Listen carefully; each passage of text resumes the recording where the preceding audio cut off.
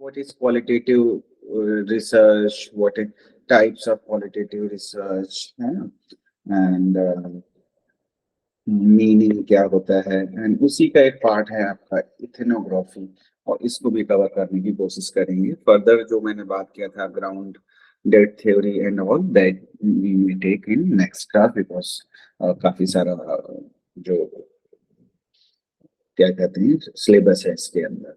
अच्छा, आपके साथ मैंने आपके ग्रुप में एक बुक कोठारी की शेयर की है, अच्छी बुक है, आई मोस्ट प्रोबेबली आप लोगों के पास ऑलरेडी होगी, बस सॉफ्ट कॉपी आई है शेयर, सो वो आप देख सकते हैं।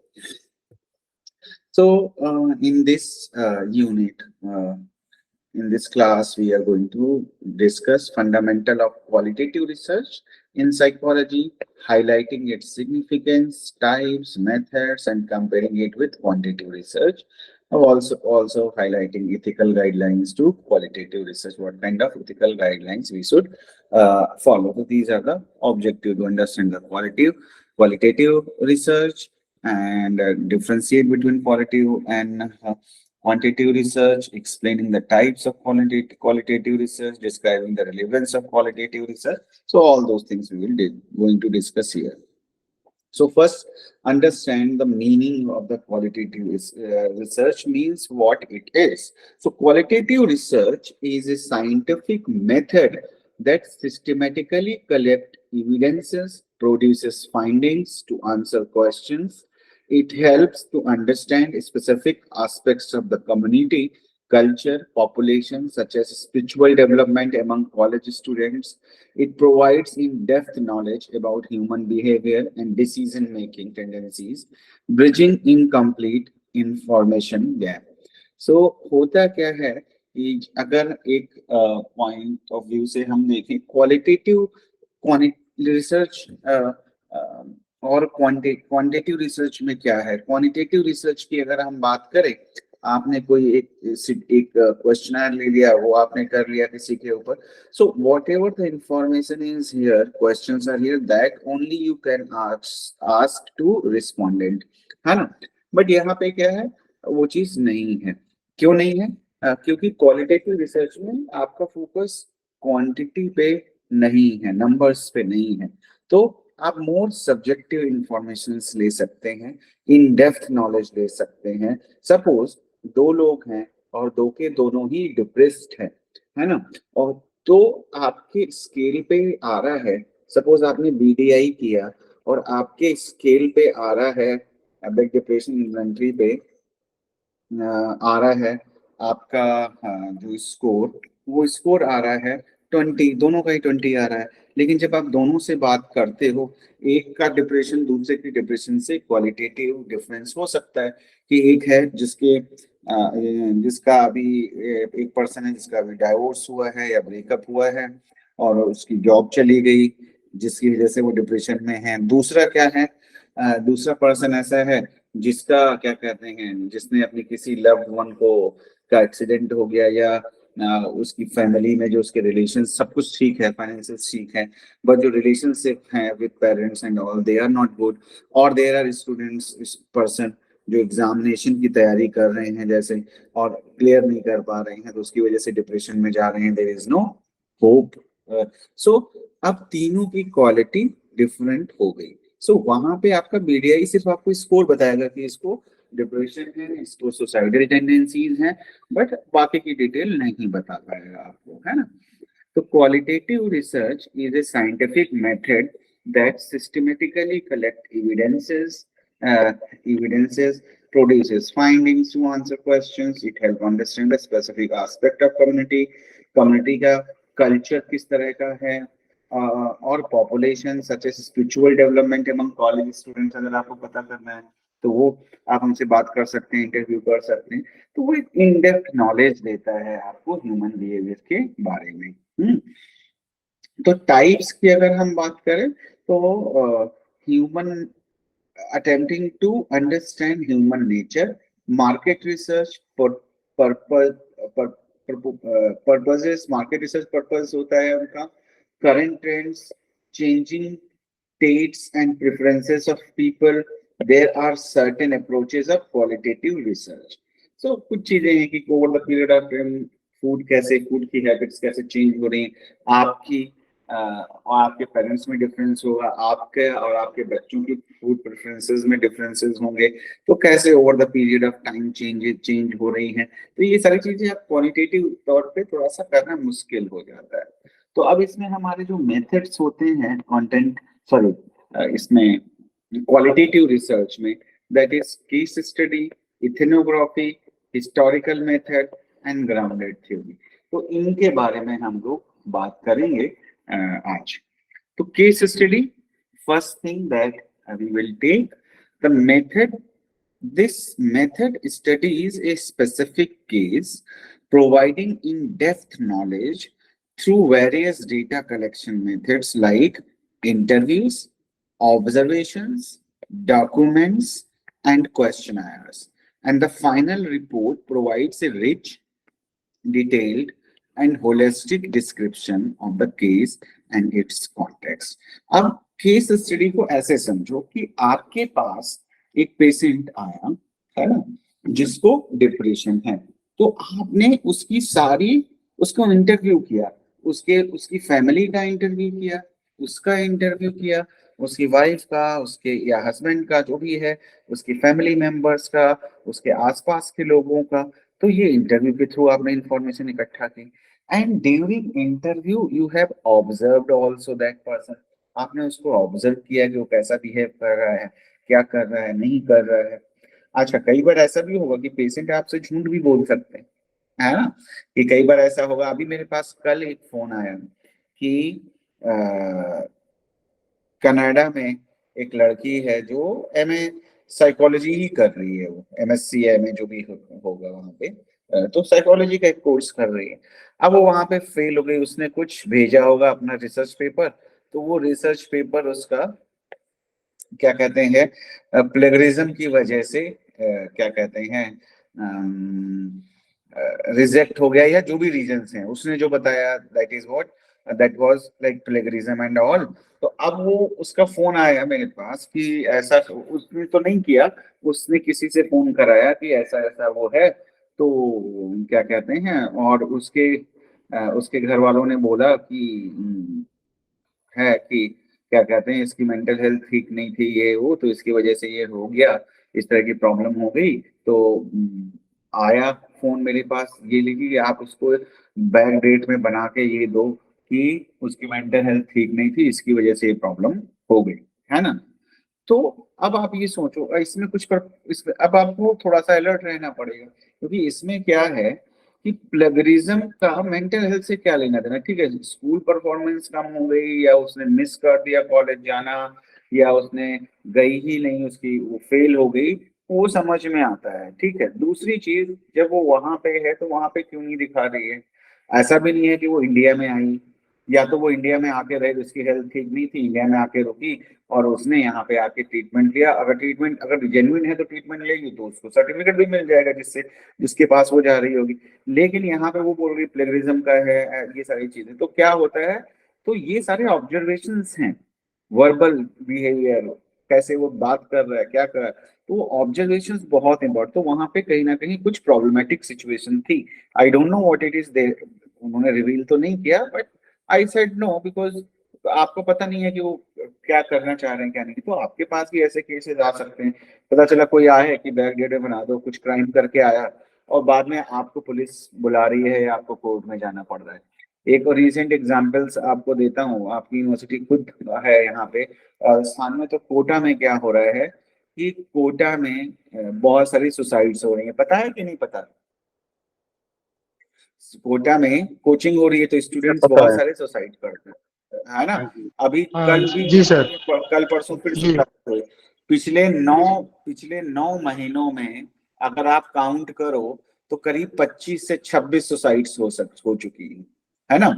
अब जब सुसाइड होती है, कुछ प्रॉब्लम होती है, तो पेरेंट्स क्या करते हैं, घर वाले।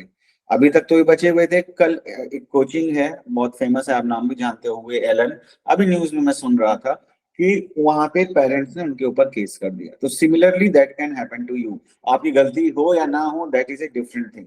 वहां पे सुसाइड्स हो रही है सारी, कुछ ही, हाँ कुछ कमियां तो होंगी, इतना प्रतिशत बच्चे झेल नहीं पा रहे हैं, इतनी 900 साइट 9 महीने में, कोटा कोई बहुत बड़ा कोई कंट्री तो है नहीं, है ना, एक डिस्ट्रिक्ट है, तो इतना भी लाख 2 लाख 4 लाख 5 लाख बच्चे होंगे, फिर भी 900 साइट्स होना बड़ी बात होती है। और उसमें एलएन में ही 200-300-400 साइट्स ऑलरेडी हुई हुई हैं, आई थिंक, है ना, जो जिसको न्यूज के थ्रू पता है, मतलब ये कोई, मैं ये नहीं कह रहा कि इतनी ही हुई है, लेकिन हमें भी हो सकता है, क्योंकि न्यूज में आज जी न्यूज पे या किसी पे था कि पेरेंट्स ने केस कर दिया, तो इसी तरह की और कोचिंग्स भी हैं बहुत सारी। तो मैक्सिमम न्यूज तो बाहर आती भी नहीं है, वहाँ पे जो सुसाइड की न्यूज होती है वो बाहर आती भी नहीं है, कुछ एक ही आती है बल्कि। हाँ, तो वही कहना कि ये रिपोर्टेड केसेस हैं, ये रिपोर्टेड, बट तो अब आपको केयरफुल भी रहना पड़ता है जब आप पेशेंट्स देखते हो। ऐसा नहीं है कि कोई भी आएगा, कोई सब सब सही इंटेंशन के साथ ही आ रहे हैं, है ना, तो ये ध्यान रखने वाली चीजें होती हैं। ऑब्जर्वेशन, डॉक्यूमेंट्स आप चेक करते हैं कि जैसे कोई केस है, तो डॉक्यूमेंट्स कुछ भी हो सकता है रिसर्च में। आप क्लिनिकल के केस में अगर आप देखेंगे तो मेडिकल हिस्ट्री, पहले की हिस्ट्री, बाद की हिस्ट्री क्या है, family history, everything that is written that is document. Questionnaires आप एक आध यूज कर सकते हैं, उनके साथ में क्वेश्चंस आप पूछ सकते हैं, क्योंकि वहां पे डिटेल्स लेने के लिए, कि मान लिया आपने इंटरव्यू भी किया, साथ में बीडीआई भी कर लिया आपने, तो ये सारी चीजें। The final report provides a rich detailed holistic discussion, तो उस केस की ईच एंड एवरी डिटेल आप रखते हो, और इसको आप पब्लिश भी कर सकते हो।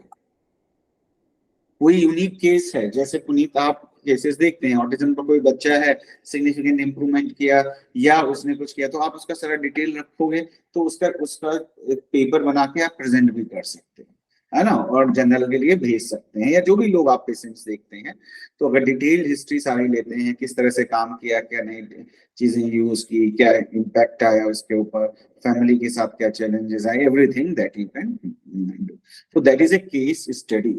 And now the next kind of method is ethnography. ethnography, ethnic सुना होगा हम सबने, हम लोग देखते हैं एथनिक वेयर या एथनिसिटी, इस तरह के वर्ड्स हम यूज करते हैं। एथनिक मतलब जो उस कल्चर से रिलेटेड है ना। तो इथनोग्राफी की जब हम बात करते हैं, तो ethnography is a close field observation approach that studies the socio-cultural phenomena within a specific community, allowing you to comparative analysis of cultural groups and analysis of their cultural past, such as Harappan civilization.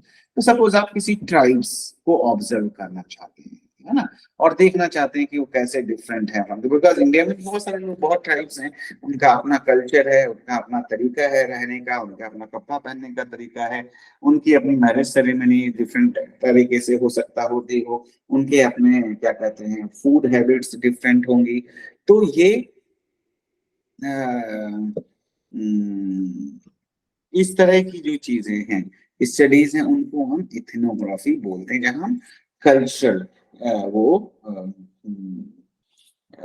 Study करते हैं, है ना। जैसे anthropology word शब्द वो सुना होगा, subject होता है एंथ्रोपोलॉजी, सुना है, क्या करते हैं एंथ्रोपोलॉजी में? Study of human history.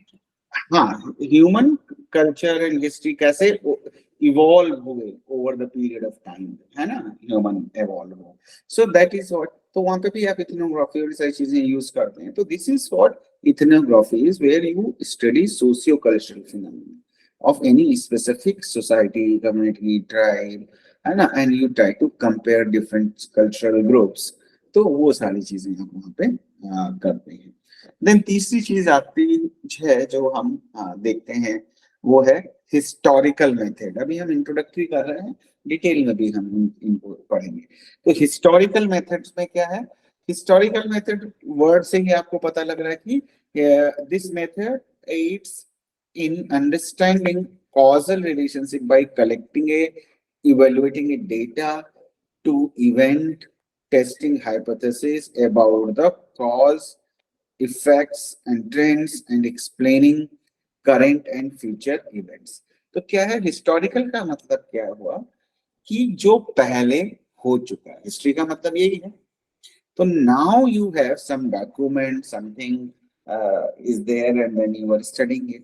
जैसे मैंने किसी क्लास में, आपकी क्लास में या किसी और क्लास में एग्जांपल दिया था कि जैसे केदारनाथ का एक इंसिडेंस हुआ था, फ्लड आ गया था, तो अब उनमें जो लोग बच गए उनके ऊपर क्या इम्पैक्ट पड़ा, उनकी साइकोलॉजी में क्या चेंजेस आए, लाइफ को लेकर भी व्यूज कैसे चेंज हुए, जिन्होंने अपने लोगों को खो दिया उनके साथ कैसा हुआ।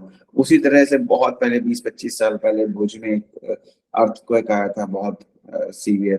उसी तरह से आज की डेट में अगर देखें तो कई जगह बहुत ज्यादा, कई कंट्रीज में, इंडिया में भी कई कई जगह पे है लेकिन का थोड़ा सा कम है, लेकिन अगर कई और कंट्रीज में देखें तो बहुत ज्यादा फ्लड आ रहा है। तो कैसे लाइफ चेंज हो जाती है, या कोई भी ऐसी चीज जो पास्ट में हुई, और उसका आप चाहे वो इंडिविजुअल लेवल पे हो या कल्चरल लेवल पे हो, जियोग्राफिकल लेवल पे हो, उनको हम कैसे स्टडी करें, क्या कॉजेज रहे होंगे, क्या चीजें होंगी, कैसे वो अफेक्ट कर रहे हैं, फ्यूचर को कैसे अफेक्ट करेंगे, है ना, करंट एंड फ्यूचर को कैसे इम्पैक्ट डाल रहे हैं। तो एक स्टडी ये भुज में जो हुआ था, इस पे एक डॉक्यूमेंट्री भी है, आई थिंक अनुपम खेर ने प्रेजेंट की है, ऑन डिस्कवरी पे है, मैंने देखी है, या फिर नेटफ्लिक्स पे है, कहीं पे है। तो एक्सप्लेन करती है कैसे क्या क्या चीजें हुई। तो अब वो कैसे इम्पैक्ट किया, और गवर्नमेंट ने भी स्टडी की, गवर्नमेंट के भी प्रोजेक्ट, गवर्नमेंट क्या है, हॉस्पिटल के प्रोजेक्ट थे, I think that time I was in a IHBAS institute of human behaviour and life sciences Delhi, तो वहां पे भी कुछ उससे पहले हो चुकी थी, आई थिंक स्टडी कुछ चल रही थी। तो उसमें ये देखा गया कि जो गुजरात के लोग थे, तो they are very resilient, and उन्होंने गवर्नमेंट से ऐसा कुछ आया था, एग्जैक्टली नहीं, तो whatever I remember through discussion वो मैं आपको बता रहा हूँ कि they are very resilient, and they don't want any kind of donation or something like that from others. And उन्होंने कुछ एक सालों में ही पूरा का पूरा अपनी मतलब उनकी जो उनका जो चीजें थी उनको उन्होंने रिस्टोर किया, है ना। ठीक है, गवर्नमेंट की हेल्प लगी, but they are more like अपने आप से रेजिलियंट थे, सारी चीजें थी। तो वो ये सारी चीजों की स्टडीज जो है हिस्टोरिकल स्टडीज कहलाती है। देन आता है next grounded theory, and this approach involves researchers active participation in group activities, collecting data through observation and using ground theorists to generate a developed theory, test or elaborate on previously grounded theories। तो जो theory आपने एक create की है या आपने सोचा है कि ऐसा हो सकता है, तो इसमें रिसर्चर का एक्टिव पार्टिसिपेशन होता है ग्रुप के अंदर, एंड वो डेटा कलेक्ट करता है, इंफॉर्मेशन कलेक्ट करता है, और नई थ्योरी जनरेट करता है, या जो एग्जिस्टिंग ग्राउंडेड थ्योरीज हैं उनको क्या कहते हैं, एक्सप्लेन करता है, एक्सपैंड करता है ना, या उनमें उनको एलोबरेट करते हैं। तो that is why we call it grounded theory. इसको डिटेल में हम लोग करने वाले हैं बहुत जल्दी, नेक्स्ट 1 और 2 क्लासेस में। तो ग्राउंडेड थ्योरी क्या कहते हैं, इसलिए हम इसको बोलते हैं, यानी आपका एक आपने एज्यूम किया कि ऐसी चीजें होती हैं, और फर्स्ट टाइम आप उसको कर रहे हैं, आप ऑब्जर्व कर रहे हैं, आप पार्टिसिपेट कर रहे हैं उस ग्रुप में या उस एक्टिविटीज में, and then you try to find out what is happening and how it is happening. A grounded theory has 4 key characteristics: fit, understanding, generality and control। तो अब ये क्या होता है, इसको देखते हैं। Fit, it helps in analyzing whether the theory correspond to the real existing community। जो थ्योरी आपने बनाई है या जो थ्योरी है, तो जो रियल सिचुएशन है, कम्युनिटी है, वो उसके साथ फिट बैठती है। जो आप थ्योरी क्या होती है, थ्योरी तो यही बताती है ना कि ऐसा होगा तो ऐसा होगा, ये चीजें ऐसे होती हैं। तो क्या उसी तरीके से वो जो एग्जिस्टिंग कम्युनिटी है, जिनके लिए आप रिसर्च आपने किया है या कर रहे हैं, उनके साथ मैच करती है कि नहीं। Understanding, the theory generate by grounding is clear and understandable। Understanding means क्या कहा, theory generate by grounding is clear and understandable। तो जो जनरेट कर रहे हैं थ्योरी, क्या वो क्लियर है, अंडरस्टैंडेबल है, that is understanding. Generative means the theory provides much information in scope for further analysis. तो क्या है, क्योंकि आप एक्सप्लोर कर रहे हैं, पता कर रहे हैं, तो क्या हो रहा है कि वो फर्दर आपको एनालिसिस करने के लिए, एक्सप्लोर करने के लिए क्या कहते हैं, चीजें देती है। क्योंकि आप किसी कम्युनिटी को स्टडी कर रहे हैं, उसमें कुछ चीजें निकल के आई, फर्दर उसको आप या कोई और रिसर्च कर सकता है। तो जैसे जनरेटिव यानी वो जनरेट कर रही है further for more theory, scope of more research and more generating more theories. Control the theory generated is valid as it has been analyzed under control condition. क्योंकि वो कंट्रोल कंडीशन में की गई है तो उसको हम वैलिड मान के चलते हैं, क्योंकि कंट्रोल का मतलब मैंने आपको समझाया ही है पहले, तो कुछ उसी तरीके का यहाँ पे भी है। तो फंक्शन ऑफ ग्राउंडेड थ्योरी क्या है? It helps in identifying anchors or codes that allow the key points of the data to be gathered. तो अब क्या होता है, ग्राउंडेड थ्योरी का फंक्शन क्या है कि भाई आपको एक फ्रेमवर्क दे दिया है उसने, है ना, जिसमें कुछ की पॉइंट है, डेटा क्या कलेक्ट करोगे, जब आपको पता ही नहीं है क्या करना है तो दिक्कत होगी। तो ग्राउंडेड थ्योरी आपको एक बेस देती है जहां से की पॉइंट्स देती है, एंड जहां जैसे कि आप उस कॉन्टेक्स्ट में आप डेटा कलेक्ट करते हैं। It helps in making implicit belief system explicit with the help of researchers' questions and analysis. आपको ये एक बिलीफ सिस्टम देते कि भाई ऐसे हो सकती हैं चीजें, उसको आप टेस्ट करोगे, है ना। System explicit with the help of research and researchers question and analysis, कि आप क्या करना चाहोगे और कैसे करोगे, दैट आइडिया जो है वो आपको प्रोवाइड करती है। It consist of set of steps whose careful execution is thought to guarantee a good theory or as the outcome. तो ये आपको स्टेप्स प्रोवाइड करती है जिसका जो आपको एक गारंटी दे सकते हैं कि एक अच्छी थ्योरी जनरेट होने के हाई चांसेस हैं। Data collection and analysis continue through out the study. Data analysis और क्या कहते हैं, डेटा कलेक्शन साथ साथ चलता रहता है कंटिन्यूएशन में, ठीक है। And then next one is phenomenology. ये इंपॉर्टेंट वर्ड है। इसको फिनोमिनोलॉजी का मतलब जो मैंने अभी थोड़ी देर पहले आपको बताया था कि डिप्रेशन है दो लोगों को, है ना, और एक साइकियाट्री में आप लोगों ने फिश पढ़ी है, फिश साइकोपैथोलॉजी, जी सर। है ना। फेस है और दो किताबें हैं साइकोपैथोलॉजी की जो मेन बुक्स हैं, एक तो फिश है, दूसरी है सिम्टम्स इन माइंड। पढ़ी है आप लोगों ने, है आपके पास? सर फिश है। हाँ, फिश समझना बड़ा मुश्किल काम है, ये भी उतना ही चीजें हैं। तो अब क्या है, फिनोमिनोलॉजी क्या होती है? तो ये जो सिम्टम्स इन माइंड और ये सारी चीजें हैं, they talks about phenomenology. Actually phenomenology क्या है? फिनोमिनोलॉजी इज कि भाई आपका पेशेंट क्या फील करता है, उसके अंदर क्या चल रहा है, वो इम्पोर्टेंट है ना। ऑब्जेक्टिविटी की बात नहीं है। फिनोमिनल मतलब उसका एक्सपीरियंस क्या है। भाई एक ही सिचुएशन है, आप उसमें क्या फील कर रहे हैं, मैं क्या फील कर रहा हूं, मैं उसको कैसे इंटरप्रेट कर रहा हूं, मतलब मेरे दिमाग में क्या चल रहा है, दैट इज फिनोमिनोलॉजी। सब्जेक्टिविटी जो है एक इंडिविजुअल की। तो this method explain behavioural phenomena through conscious experience without using theories और एजम्पशंस। तो कोई थ्योरी कोई एजम्पशंस नहीं है। मेरे से किसी ने पूछा कि अच्छा डिप्रेशन सैडनेस रहती है, मूड सैडनेस ऑफ मूड है, डिप्रेशन की तरफ जा रहा हूं मैं, तो मेरे दिमाग में क्या चल रहा है, मैं क्या एक्सपीरियंस कर रहा हूँ, मुझे लाइफ कैसी लग रही है, क्यों मुझे इतना प्रॉब्लम हो रही है, मेरा क्या एक्सपीरियंस है। तो that is what conscious experience, so वो इम्पोर्टेंट है। So it is always like, और इसी को यूज किया है। क्या आप लोगों ने कभी सुना है, नाम सुना ही होगा सभी का, एक क्लाइंट सेंटर्ड थेरेपी सुनी है, रोजर्स मैस्लो? जी सर, नाम सुना है। तो वो भी इसी बात पे फोकस करते हैं। उनका भी कहना है कि जो पर्सन का एक्सपीरियंस है दैट इज मोर इम्पोर्टेंट, आप क्या ऑब्जर्व करते हैं that is not that much important, ठीक है। तो study by Creswell found that caring nurse shows existential presence, not just physical presence. तो केयरिंग नर्स मतलब you are with them.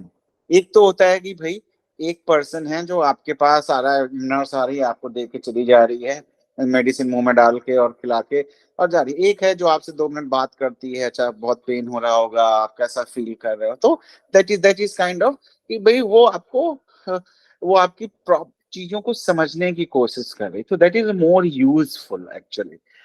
So that is what phenomenology. This presence result in relaxation, comfort, and security for the client, directly resulting from their stated and unstated need being heard and responded to. तो अब उसकी जो need है कि भाई कोई उसे सुन ले, कोई बात कर ले, तो वो उसकी फुलफिल होती है उस थ्रू उसके द्वारा, तो वो ज्यादा बेहतर होता है. भाई आपका जो सब क्या कहते हैं, आपके अंदर क्या चल रहा है, क्या चाहिए, वो अपने क्लोज फ्रेंड के साथ आप डिस्कस करते हो and you feel good, you feel that that person is with you. So that is what, and sometimes there are people but they are not with you, तो वो भी एक सिचुएशन आती है आपकी. तो वो सारी चीजें होती हैं. देन आता है qualitative and quantitative research A comparison. Quantitative research relies on numerical and graphical data representation, while qualitative research relies on the observation and experiences. So observation and experience is more important, and in quantitative research, numerical data is more important. ठीक है. तो अब देखते हैं क्या है इनके बीच में डिफरेंस. यहाँ पे एक टेबल बनी हुई है, उसमें हम देखते हैं क्या डिफरेंस होता है. तो जर्नल फ्रेमवर्क पहली चीज अगर हम देखें, तो क्वालिटेटिव रिसर्च में क्या है, seeks to explore phenomena using some structured method such as in depth interviews, experiences, participants, observation. यानी एक्सपीरियंस, ऑब्जर्वेशन, इंटरव्यू, ये क्वालिटेटिव रिसर्च का हिस्सा होता है. ठीक, ये जो मैंने अभी आपको बताया. देन नेक्स्ट आपका आता है क्वांटिटेटिव रिसर्च में क्या करते हैं, सीक्स कंफर्म हाइपोथेसिस. हमें सिर्फ हाइपोथेसिस से मतलब होता है कि उसको हमें करना है. Relates to phenomena using highly structured method such as questionnaire, surveys, structure, observation. यानी सर्वे होना चाहिए, पूरा साइंटिफिक मेथड यूज करेंगे, दैट काइंड ऑफ थिंग. तो वो होता है आपका, और न्यूमेरिकल सारे यूज होंगे, नंबर्स में सारा डेटा आएगा क्वांटिटी में. तो that is quantitative research. Objective क्या है, it aims to describe variations, explain relationship, describe behavior, experience and norms of the individual and groups.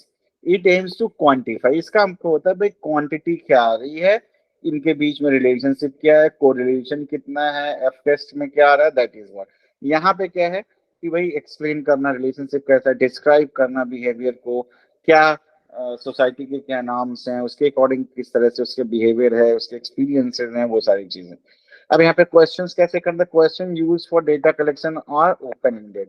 अब open ended, close ended questions मैंने बताया था कि एक तो जो क्वेश्चनर्स होते हैं उनमें कैसे कैसे क्वेश्चंस होते हैं, how you feel, sad, euphoric, है ना, नॉर्मल. तीन ऑप्शन दिए, तीन में से एक चूज करना है. तो ये हो गया close ended questions. Open ended question क्या होगा कि how do you feel usually, है ना. तो अब आप उसको कैसे भी एक्सप्लेन कर सकते हो. तो you have lot of you can actually express yourself whatever you are feeling, but in questionnaires you cannot do that. क्योंकि क्या होता है कि भाई जो तीन ऑप्शन है उसी में आपको बताना है. तो question use for data collection और क्लोज एंडेड, ये क्वांटिटेटिव रिसर्च में होता है. ओपन एंडेड हम यूज करते हैं क्वालिटेटिव में. Representation, data is represented in the form of notes, recordings and video tapes. ये आप ऑब्जर्व करते हो ना चीजों को, तो आपके नोट्स होंगे, रिकॉर्डिंग्स होंगी, वीडियोज होंगे. यहाँ क्या होगा, नंबर होगा, ग्राफ्स होंगे, है ना, तो वैल्यूज होंगी, वो सारी चीजें रहेंगी. Research design allows some flexibility in certain situation, और यहाँ पे फ्लेक्सिबल होता है रिसर्च डिजाइन, है ना. The question use for the data collection differs individually and depend upon the response of the participant. और आप अपने हिसाब से क्वेश्चन चेंज, यहाँ कुछ चेंज नहीं होता क्वांटिटेटिव में. The research design is predetermined, पहले से डिसाइड होती है. स्टेबल फॉर्म द बिगनिंग, की आप पहले से ही डिसाइड कर लेते हो कौन सा टेस्ट करना है, कितने क्वेश्चन होंगे, सारी चीजें. The question use in the data collection are structure and same for all the participant, सभी के लिए जैसे. यहाँ पे आप सिचुएशन के हिसाब से कई बार चेंज भी कर लेते हैं कि भाई ये क्वेश्चन वो नहीं समझ पा रहा है आपका क्लाइंट, तो दूसरा क्वेश्चन उसी को रिफ्रेम करके आपने कर लिया. तो ये मेन डिफरेंसेस होते हैं जब हम बात करते हैं. दोनों में डिफरेंस क्या है, क्वालिटेटिव एंड क्वांटिटेटिव में. And now, research of relevance of qualitative research in psychology. अब ये साइकोलॉजी में इम्पोर्टेंट है, क्योंकि साइकोलॉजी में बहुत ज्यादा साइंटिफिक होके चलना भी कई बार मुश्किल होता है और गड़बड़ कर देता है हमारे रिजल्ट्स को। तो qualitative research method in psychology have gained prominence surpassing other human sciences like sociology and nursing.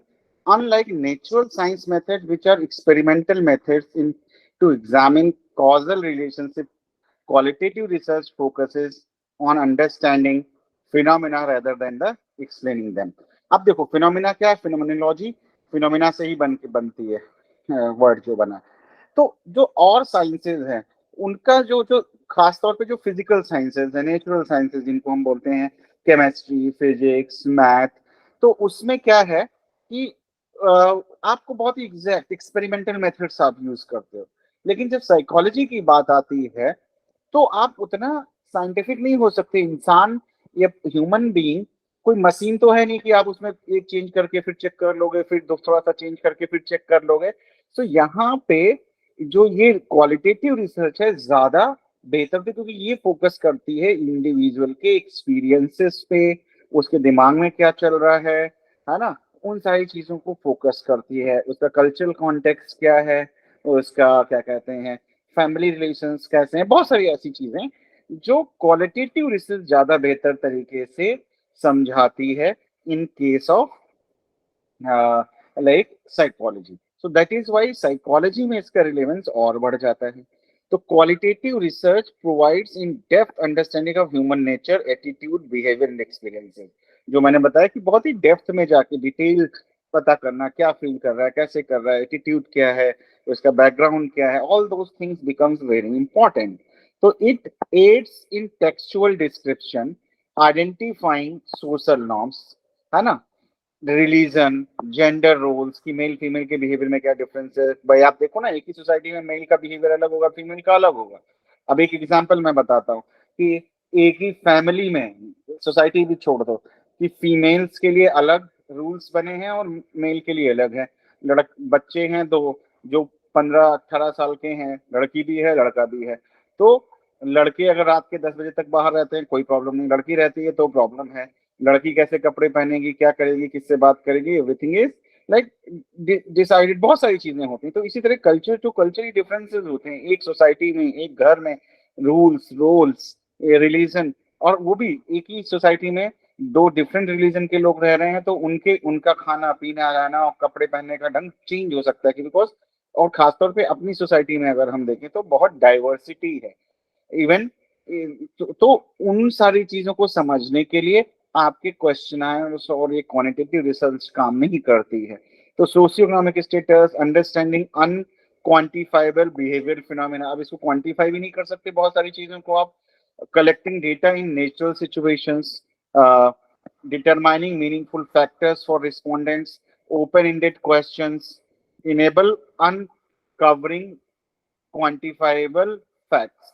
और दूसरा क्या होता है कि जब आप ओपन एंडेड क्वेश्चंस करते हो तो कई बार फिर आपको धीरे धीरे पता लगना चलता है कि आपको पता लगेगा कि कौन सी चीजों को आप क्या कहते हैं क्वांटिफाई कर सकते हो, कौन सी चीजों को आप क्वांटिफाई नहीं कर सकते हो, ये भी आपको पता लगता है ना।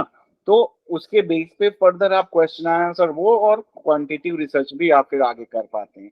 तो that is what the quantitative and qualitative research में डिफरेंस जो हमने डिस्कस किया आज में, और साइकोलॉजी में उसका क्या रिलेवेंस है वो चीजें डिस्कस। तो इथेनोग्राफी थोड़ा सा बेसिक कल डिस्कस किया हमने। तो इथेनोग्राफी क्या है? Ethnography also known as methodology of people, as methodology of people, because we are studying people, is a research method that focuses on studying culture through close observation, active participation। यानी अगर participation के बारे में आपने सुना होगा तो क्या होता है कि पैसिव और एक्टिव। पैसिव मीन्स आप दूर से बैठे हैं, किसी को ऑब्जर्व कर रहे हैं। एक्टिव मीन्स आप उनमें उनमें खुद इन्वॉल्व हैं। मान लिया क्रिकेट टीम को आप ऑब्जर्व कर रहे हैं किसी, और आप क्रिकेट खुद खेल रहे हैं और साथ में ऑब्जर्व भी कर रहे हैं। तो ये दो मेथड हो गए, एक तो पैसिव हो गया, आप बैठ के देख रहे हैं सिर्फ क्रिकेट, दूसरा क्या हो गया, आप क्रिकेट खुद खेल रहे हैं और उनको ऑब्जर्व भी कर रहे हैं प्लेयर्स को, तो दैट इज एक्टिव पार्टिसिपेशन।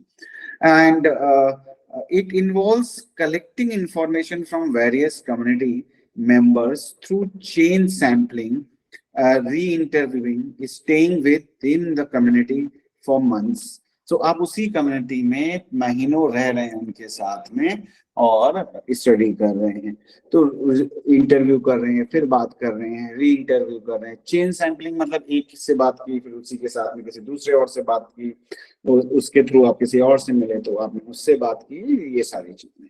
तो the analysis of data leads to a development of theories based on the views and perspective of the respondent. तो अब क्या है, इथनोग्राफी आपको हेल्प करती है थ्योरीज डेवलप करने में। आपने किसी पर्टिकुलर कल्चर को ऑब्जर्व किया और उसमें चीजें कैसे होती हैं, क्या होती हैं, कोई फिनोमेना आपने ऑब्जर्व किया, और बेस्ड ऑन दैट आपने क्या कहते हैं कोई थ्योरी डेवलप की कि भाई ये चीजें ऐसे होती हैं, जो आपको फर्दर आपको वो करने के लिए क्या कहते हैं, प्रिडिक्ट करने के लिए किसी उस तरह की सिचुएशंस में वो हेल्प करती हैं। तो some common terms used by ethnographers, let's see, symbols.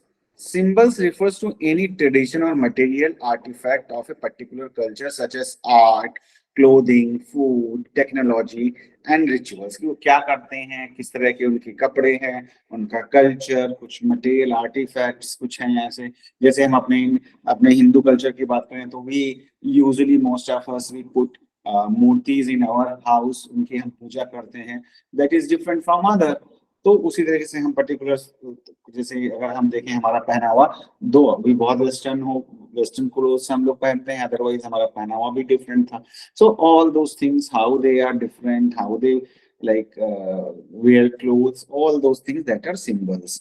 The ethnographer tries to understand the cultural connotation मतलब meaning behind the symbol of particular culture। तो उसका मीनिंग क्या है। अब जैसे अब हम अपने कल्चर की बात करें तो अगर हम देखें तो गणेश जी हैं, तो गणेश चतुर्थी निकली तो इसलिए मुझे आ गया एग्जाम्पल याद। तो अब गणेश जी का जो, जैसे कई बार हम देखते हैं कि उनकी जो क्या कहते हैं मूर्ति है, तो उसमें क्या है कि सर जो है वो हाथी का है, तो उसके अलग अलग मीनिंग निकालते हैं लोग कि मेमोरी बहुत सॉफ्ट है ना, पेट बहुत बड़ा है ना, तो बहुत सारी चीजें वो डाइजेस्ट कर सकते हैं। तो डिफरेंट काइंड ऑफ मीनिंग होते हैं उसके पीछे। उसी तरह से शिव जी का जो शिवलिंग है उसके अपने मीनिंग है। तो जो भी चीजें हैं उनके पीछे मीनिंग क्या है। जैसे इंडियन कल्चर की अगर हम बात करें तो हम क्या करते हैं, हम ये मान के चलते हैं कि जैसे डेथ हो जाती है हमारे यहाँ किसी की, तो हम क्या करते हैं, उसको शमशान घाट ले जाके हम उसको दाह संस्कार कर देते हैं। तो बिकॉज वी बिलीव दैट जो बॉडी इसे क्या कहते हैं, क्या है, एक कपड़े की तरह है, जिसको हम, जो हमारी आत्मा है वो उसके अंदर रहती है। तो हम कर वो अब उसका यूज खत्म हो गया क्योंकि वो बूढ़ी हो गई, and now the soul will require new body, so rebirth होगा, सारी चीजें ये मान के हम चलते हैं। सिमिलरली अदर कल्चर्स में जो अदर रिलीजन है उनमें अलग मान के चलते हैं कि भाई ठीक है कयामत होगी और ये होगा, देन अगेन सारे लोग जिंदा हो जाएंगे, that kind of thing is there. तो what are the symbols that is important when you are working with certain culture, तो इसको हम सिंबल्स बोलते हैं। कल्चर पैटर्निंग, पैटर्न कैसा है कल्चर का। Ethnographic research believes that the meaning of symbols can not be understood until it is paired with one or more symbols. Culture patterning refers to the study of culture patterns formed through relationship between two or more or two symbols। अब क्या हो, जैसे मैंने बोला कि भाई हम dead body को दफन ना करके, यानी ग्रेव यार्ड में ना डाल के हम उनको बर्न कर दें, ठीक है। तो अब इसका रिलेशनशिप जैसे मैंने बताया कि हमारे उस कॉन्सेप्ट से है जो हमारे वेद और शास्त्र में लिखा हुआ है कि भाई, या गीता में लिखा हुआ है कि ये ना तो सोल जो है वो इम्पोर्टेंट चीज है, और ना तो उसको कोई मार सकता है, ना जला सकता है, ना कुछ कर सकता है। दीज आर द बॉडीज जो हमारी चेंज होती हैं। शरीर अगर पैदा हुआ है तो उसको मरना भी है, तो दैट काइंड ऑफ थिंग। तो ये दोनों चीजें, सिंबल्स आपस में रिलेटेड हैं, दोनों कॉन्सेप्ट आपस में रिलेटेड है। तो how they are related to each other different patterns, वो हम क्या कहते हैं, बात करते हैं जब हम बात आती है क्या कहते हैं, कल्चरल पैटर्निंग की। क्या पैटर्न है उनके बिहेवियर और उनके कल्चर में।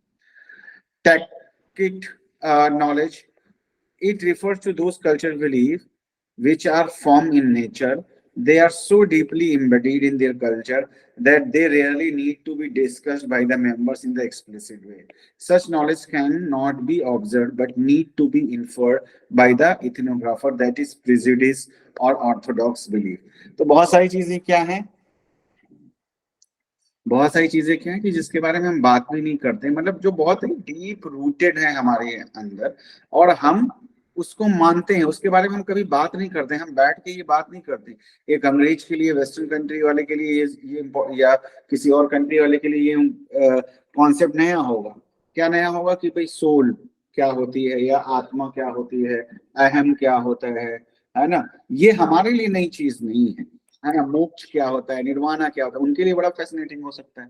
हमारे इतना डीप रूटेड है कि हम उसको सिर्फ हम कभी उसके बारे में बैठ के बात नहीं करते हैं, है ना। लेकिन वो हमारे बिहेवियर में दिखता है ना। अब जैसे टीचर्स हैं या हमारे जो पेरेंट्स हैं, उनके लिए, उनको हम मानते हैं कि दे आर लाइक गॉड, है ना। अब बोलते भी हैं हम लोग कि भगवान हैं या माता पिता हैं, एक समान होते हैं, ठीक। तो अब उनके लिए हमारा बिहेवियर इन सर्टेन तरीके से होना चाहिए, तो वो हमारे बिलीफ सिस्टम में इम्बेडेड है। तो उसी तरीके से कोई प्रेजुडिस है, ऑर्थोडॉक्स बिलीफ है, जो भी सारी चीजें हैं वो सारी उसी तरीके से होती है, जिसके बारे में हम कोई बात नहीं करते कि ऐसा क्यों है ना। तो अब उसको हम टैकिट नॉलेज बोलेंगे। And then situational reduction. Situational reduction मतलब कम करना। तो it refers to the belief of ethnographer that social structure and social dynamism are result of interaction of several social situations, that is criminal acts can be due to the poor economic condition, frustration, parenthood, neighbors, peer group and criminals. तो अब ये मान के चलते हैं situational reduction mean situations की वजह से बहुत सारे बिहेवियर, बहुत सारी चीजें होती हैं। जैसे इन्होंने एग्जांपल दिया कि पॉवर्टी है तो क्या करना है, पॉवर्टी है तो हमें क्या कहते हैं, क्राइम हो सकता है, इकोनॉमिक कंडीशन खराब है। फ्रस्ट्रेशन है तो गुस्सा आ सकता है, एग्रेशन हो सकता है ना। पेरेंटिंग अगर गड़बड़ है तो उसमें प्रॉब्लम हो सकती है। तो कहने का मतलब है बहुत सारे फैक्टर्स काम करते हैं। तो सिचुएशनल रिडक्शन का मतलब होता है सिचुएशन को डिटरमाइन करना, कॉज एज ए सिचुएशन बताना। तो that is the like situational reduction. अगर आप कोई बिहेवियर कर रहे हैं तो किसी ना किसी सिचुएशन, किसी ना किसी कॉन्टेक्स्ट से, किसी ना किसी सोशल चीजों की वजह से है। उसी को हम सोशल डायनामिज्म बोलते हैं, ठीक है। तो ये एक चीज आती है। देन तो ये कुछ सिम्टम्स, कुछ टर्म्स हैं इथनोग्राफी से रिलेटेड। देन कुछ एजम्पशंस हम लेके चलते हैं, हमारे एजम्पशंस हैं इथनोग्राफी को लेके। क्या है, ethnographic research often relies on community cultural interpretation, potentially leading to the overestimation of culture, perception and underestimation of causal relationship behind cultural belief. So ethnographic research often relies on community cultural interpretation, potentially leading to observation of cultural perception and underestimation of underestimation of causal relationship behind cultural belief. तो ethnographic research को ये माना जाता है कि ये community के जो कल्चरल इंटरप्रिटेशंस हैं, कैसे वो उनका कल्चर है ना, they can lead to estimation of क्या कहते हैं कि क्या है कल्चर के पीछे, क्या है बिलीफ सिस्टम उनका, क्या है, उन चीजों को समझने में हमें हेल्प करता है, हेल्प होता है। तो ये मान के चलते हैं कि जो भी चीजें हो रही है उसके पीछे कुछ बिलीफ सिस्टम काम कर रहा है। The study assumes that identifying target community is crucial, challenging with factors like community nature, size and individual perceptions potentially impacting the subject's potentiality leading to overestimation। तो अब क्या होता है कि कई बार हम इसकी वजह से हम कई बार ओवर एस्टिमेट कर लेते हैं, है ना। सिमिलरली यहाँ पे भी कि कई बार हम एज्यूम करते हैं उनका जो एक जो कम्युनिटी है, किस तरह की कम्युनिटी है, कितनी बड़ी कम्युनिटी है, उसका साइज क्या है, नेचर क्या है, how people perceive each other in that, how they perceive others in that culture, वो सारी चीजों का भी क्या कहते हैं एक एस्टिमेशन हम लगाने की कोशिश करते हैं, एंड दैट में lead to over estimation also. ठीक। Ethnography assumes the researcher is an expert in the culture and language, potentially leading to the potential biases in studying another community population। तो अब क्या होता है कि आप assume करके चलते हैं, हम assume करके चलते हैं कि जो कल्चर को आप स्टडी कर रहे हैं उसके बारे में आपको इनफ नॉलेज है ना, तो आप एक्सपर्ट हैं और आप जाके उसको स्टडी कर रहे हैं, तो ये एक पोटेंशियल बायस क्रिएट कर सकता है, सब्जेक्टिविटी क्रिएट कर सकता है ना, जो आपके रिसर्च को क्या कहते हैं बायस्ड बना सकती है। तो ये कुछ चीजें उसकी हैं जो क्या कहते हैं इथनोग्राफिक उसमें रहता है हमारा, कुछ एजम्पशंस हैं, कुछ उनके क्या कहते हैं ड्रॉबैक्स भी हैं। तो टाइप्स ऑफ इथनोग्राफिक रिसर्च, कितने कितने टाइप का होता है इथनोग्राफिक रिसर्च, इसको हम देखते हैं। तो एक तो हो गया जैसे हम बात करें macro ethnographic studies, cultural grouping like Indians, Turkish, examining common perspective across a broader range. तो माइक्रो एंड मैक्रो, अब माइक्रो एंड मैक्रो का मतलब समझते हैं। मैक्रो मीन्स बड़े लेवल पे, माइक्रो मतलब बहुत छोटा, छोटे ग्रुप्स को, तो मैक्रो का मतलब बड़ा हो गया, माइक्रो का मतलब छोटा हो गया। तो macro ethnography studies cultural grouping like Indians, Turkish, American, Canadian, इस तरह की चीजें। तो दो बड़े पॉपुलेशंस को, कल्चर्स को स्टडी करना is a part of macro ethnography. Macro मतलब हम बड़े लेवल पे कुछ कर रहे हैं, बड़ी पॉपुलेशंस को, दो कंट्रीज के हम लोग क्या कहते हैं स्टडी कर रहे हैं, है ना।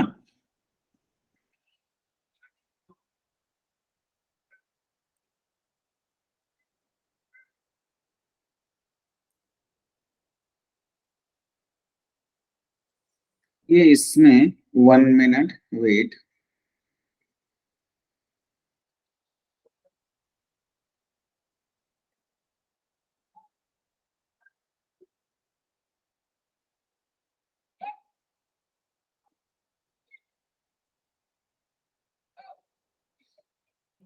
ओवर एस्टिमेशन गलत है, अंडर एस्टिमेशन होना चाहिए, है ना।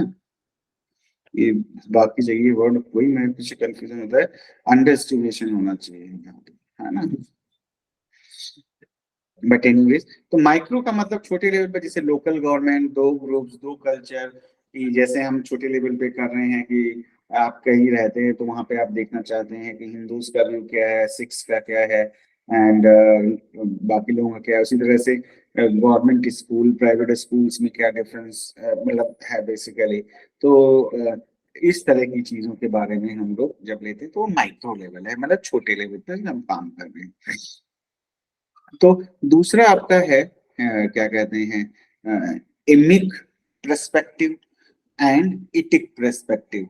तो इमिक पर्सपेक्टिव क्या है? It is the ethnographic approach under which the view points of responses of the in group of the members of culture under study or noted down। क्या करते हैं कि ethnographic method that record the views responses of in group, यानी group के अंदर, इन group का मतलब वो ग्रुप के अंदर, और member of the culture being studied, या जो जिनको आप स्टडी कर रहे हैं। इटिक पर्सपेक्टिव्स क्या हो गया? इसे ethnographic method that record the perspective and responses of non-native culture members।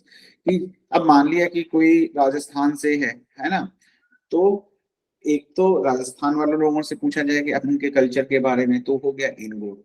अब उसको किसी दिल्ली वाले से पूछा जाए कि भाई ये कल्चर कैसा है, दैट हो गया इटिक पर्सपेक्टिव, यानी इनसाइड पर्सपेक्टिव, आउटसाइड पर्सपेक्टिव, ये आप कह सकते हैं।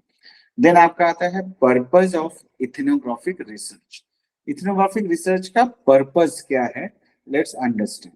सबसे पहले कि भाई एक तो यही है कि हम क्या कर रहे हैं, हम डिफरेंट कल्चर्स को एनालाइज कर रहे हैं, और इसी को हम बोलते हैं cross cultural analysis. Aids in understanding past event, cultural history, individual behaviour in nature environment, enhancing validity of reports and theories formulated through close observation। तो क्रॉस कल्चरल जो रिसर्चेज हैं, क्रॉस कल्चरल का मतलब यही होता है कि दो कल्चर्स को हम कहीं ना कहीं क्या कहते हैं, कंपेयर कर रहे हैं। ठीक है, अब जब हम कंपेयर करते हैं तो उसके बेस जो ऑब्जर्वेशंस हैं, जो चीजें हम देख रहे हैं, उनको हम उनके बेस पे हम एक थ्योरी डेवलप की जा सकती है। कहने का मतलब अगर हम इस तरह की चीजों को कंपेयर करते हैं। एंड देन आपका आता है steps in ethnographic methods. Steps देखते हैं क्या क्या होते हैं। पहला स्टेप है आपका क्या कहते हैं, selection. The ethnographic method begins with the selection of culture. The researcher select the culture, community or population according to his or her interest. तो आप करना क्या चाहते हैं, आप किस चीज में इंटरेस्टेड हैं, तो वो जानने के लिए वो हमें सेलेक्ट करना पड़ेगा। अगर हम नहीं करेंगे सिलेक्ट तो फिर कैसे फायदा होगा, कि क्या आप जब को पता ही नहीं है क्या आपको करना है, क्या असेस करना है, क्या चीजें करनी है, तो आप कर नहीं पाएंगे। सेकंड, बिल्कुल जैसे स्टडीज की तरह है, बाकी चीज, बाकी जो रिसर्चेस करते हैं उसी तरह रिव्यू ऑफ लिटरेचर, कि पहले उस क्या कहते हैं, जो भी आपका ग्रुप है उसके में क्या क्या और रिसर्चेस हुई हैं वो आप देखते हैं। बिकॉज कहीं ऐसा तो नहीं है कि सेम चीज हुई है उसी को आप रिपीट करने जा रहे हैं, तो वो आप देखते हैं, है ना। फिर पहले क्या हुआ, किस तरह का चीजें रही, कल्चरल चेंजेस कैसे हुए, ऑल दोस्तों में रिव्यू ऑफ लिटरेचर करना बहुत जरूरी हो जाता है। एंड देन उसके बाद आपका आता है आइडेंटिफिकेशन ऑफ वेरिएबल्स, कि आप किन चीज, वेरिएबल्स आपको पता है तो कौन से वेरिएबल्स अंडर स्टडी आप लोगे, कौन सी चीजों को आप स्टडी करोगे, ये इंपॉर्टेंट हो जाता है जानना, क्योंकि नहीं पता होगा तो आप कैसे करोगे, है ना। The researcher then identifies variable which interest him और her as well as the member of the culture and needs to be exposed। और ये आपको पता करना होगा कि क्या कौन सी चीजों को आप स्टडी करना चाहते हो, और वही आपका फोकस होगा, उसी के इर्द गिर्द आपकी रिसर्च सारी जो है वो चलेगी, है ना। तो ये जानना बहुत ज्यादा जरूरी है। Then entry, the ethnographer then tries to enter the culture and gain the acceptance of member of the culture. अब देखो ये बहुत इंपॉर्टेंट हो जाता है, क्योंकि अगर मान लिया कि मैं आके आपके कल्चर में, आपके गांव में या घर में जहां भी है, मैं आके रहना शुरू करूं रिसर्च करने के लिए, तो आपका बिहेवियर तो वैसे ही चेंज हो जाएगा। भाई कोई एक्सटर्नल पर्सन अगर मेरे घर में आए तो मेरा जो यूजुअल बिहेवियर है, जो नॉर्मली मैं रिलैक्स होकर रहता हूँ, वैसे नहीं रहूंगा। मुझे ऐसा लगेगा कि भाई मुझे कोई ऑब्जर्व कर रहा है। तो सबसे बड़ा काम इथनोग्राफर का ये हो जाता है कि भाई आप उस कल्चर में एक्सेप्ट हो, उसके, है ना, उनके साथ रैपो हो, उन और उस कल्चर में घुल मिल जाए, जिससे आपके होने का उनके ऊपर कोई ज्यादा फर्क ना पड़े। तो और दूसरी चीज, अगर आपकी एक्सेप्टेंस नहीं होगी उस कल्चर में तो नॉर्मली बिहेव नहीं करेंगे और आपको ग्रुप में शामिल नहीं करेंगे, आप रिसर्च नहीं कर पाएंगे। तो ये एक बहुत इंपॉर्टेंट फैक्टर हो जाता है। तो ये बहुत एंट्री जो है किसी ग्रुप में, क्योंकि मोस्ट ऑफ द टाइम क्या होता है, जैसे हमने बात की थी कि एक्टिव पार्टिसिपेशन है, तो इन्वॉल्व होना है आपको उनमें, अगर नहीं हो पाते हैं तो प्रॉब्लम्स आएंगी। Then fifth है cultural immersion। Ethnographer live in the culture for months or even years, which they have chosen to study। The middle stage of the ethnographic method involves gaining informants, using them to gain yet more informants in changing process। तो क्या होता है, इस study में कई बार आपको महीनों सालों लग जाते हैं, आप उसी कल्चर में जाके रह रहे हैं, है ना, मंथ्स, ईयर्स, और जो आप जिनके जिनके बारे में आप स्टडी करना चाहते हो, है ना। देन मेथड आप क्या यूज कर रहे हो, इंफॉर्मेशन आप किन से लोगे, अब उनसे लोगों से इंफॉर्मेशन तो लोगे ना आप, जो भी डेटा आपको लेना है। एंड उन्हीं से आप और पता करते हैं कि और किससे ज्यादा बेहतर इंफॉर्मेशन मिल सकती है, उनसे फिर आप इंफॉर्मेशन लेते हैं। तो it's a lengthy process actually. तो then sixth is data collection. Data collection क्या है? After gaining the confidence of the respondents, the researcher collects information in form of observational transcripts and interview recording and taping। तो अब क्या क्या use कर सकते हैं? ऑब्जर्वेशनल ट्रांसमिट जो आपने की बात की वो आपने नोट डाउन किया, इंटरव्यू रिकॉर्डिंग्स आपने उनकी कंसेंट लेके चीजों को रिकॉर्ड किया, and then tape by hand या फिर टेप रिकॉर्ड में की टेप रिकॉर्ड किया, एंड देन मतलब टेप किया वीडियो या ऑडियो के फॉर्म में। तो वो सारी चीजें आप यहाँ पे करते हैं। ये जानना, ये करना जिससे कि हम डेटा कलेक्ट कर पाए, बाद में उसको हम एनालाइज कर सकें कि कौन सी चीजें किस वजह से हो रही हैं, क्या हो रहा है, all those things that we can find out. तो then development of theory next step है। आफ्टर एनालाइजिंग द डेटा, अब डेटा आपके पास आ गया, आपको एनालाइज करना है। तो after analysing the data the researcher formulates theory on the basis of interpretation of the result and the report achieved. तो क्या करते हैं हम कि डेटा को एनालाइज करते हैं जो भी हमारे पास आया है, और उसको हम किस तरीके से करेंगे, क्या कहते हैं, इंटरप्रेट करना रिजल्ट को, और उसके बेस पे रिपोर्ट तैयार करना कि आपकी फाइंडिंग्स क्या आई हैं इन ए पर्टिकुलर रिसर्च। तो उसकी रिपोर्ट प्रिपेयर करना भी इम्पोर्टेंट है, अदरवाइज कोई यूज ही नहीं है उसका करने का। Then we are coming to ethical guidelines. Ethical guidelines क्या है? The researcher must respect the respondent. भाई कल्चर में जा रहे हो सकता है आपके कल्चर में उसके कल्चर में फर्क हो। जैसे आप बहुत सारे लोगों को सुनते हैं ना, साउथ में खाना अच्छा नहीं मिलता, दिल्ली वाला कहता है राजस्थान में नहीं मिलता, राजस्थान वाला कहता है दिल्ली का खाना खराब है, यूपी वाला कहता है बिहार का खराब है, बिहार वाला कहता है कि। तो भाई हर जगह का अपना अपना खाना है। गुजरात वाला कहता है दिल्ली का खाना अच्छा नहीं, दिल्ली वाला कहता है वहाँ खाना मीठा होता है, दैट काइंड ऑफ थिंग। तो when you are like researching on something or going somewhere, so you have to respect the food culture of that community, because वो उनका way of living है। अब आप ये कहो कि हर जगह आपको वही चीज मिलेगी, तो नहीं मिलेगी, because there is a diversity. लोग अलग अलग तरीके से रहते हैं, अलग अलग सोचने का तरीका होता है, तो we have to respect that thing. Researcher must respect respondents, so community belonging, कि आपको लगना चाहिए भाई उस कम्युनिटी का हिस्सा आप बनने की कोशिश करो। इन्फॉर्म रिस्पोंडेंट अबाउट एनालिसिस, और आपको बताना होता है, इन्फॉर्म्ड डिसीजन होता है, कि जिससे कि उनको पता हो कि आप क्या कर रहे हैं, क्यों कर रहे हैं, क्या क्या क्या करेंगे, रिसर्च कर रहे हैं। Maintain confidentiality. अब जो किसी ने कुछ आपको बताया तो ऐसा नहीं आप इधर उधर बता रहे हैं, कॉन्फिडेंशियलिटी मेंटेन करें। And be aware of potential risk. अब आप रिस्क को भी मैनेज करना होगा, क्योंकि क्या होगा, पता चला आपने कुछ ऐसा बोल दिया, कह दिया, और बहुत जो आपके लिए डेंजरस हो सकता है, क्योंकि सोसाइटी तो अलग अलग तरीके की होती है। And benefits including psychological and social aspects during research. तो रिस्क, बेनिफिट्स एंड चाहे वो साइकोलॉजिकल हो, सोशल हो, है ना, वो क्या क्या हो सकते हैं, उनका भी इवेल्युएशन आपको पता होना चाहिए, वो भी पता होनी चाहिए आपको चीजें, क्योंकि आपकी सेफ्टी, सोसाइटी की सेफ्टी दोनों ही इंपॉर्टेंट हैं। तो पूरे रिसर्च के दौरान ये सारी चीजें, दोनों चीजें आपको मेंटेन रखनी चाहिए। अगर आप नहीं करेंगे तो वो प्रॉब्लम क्रिएट कर सकता है।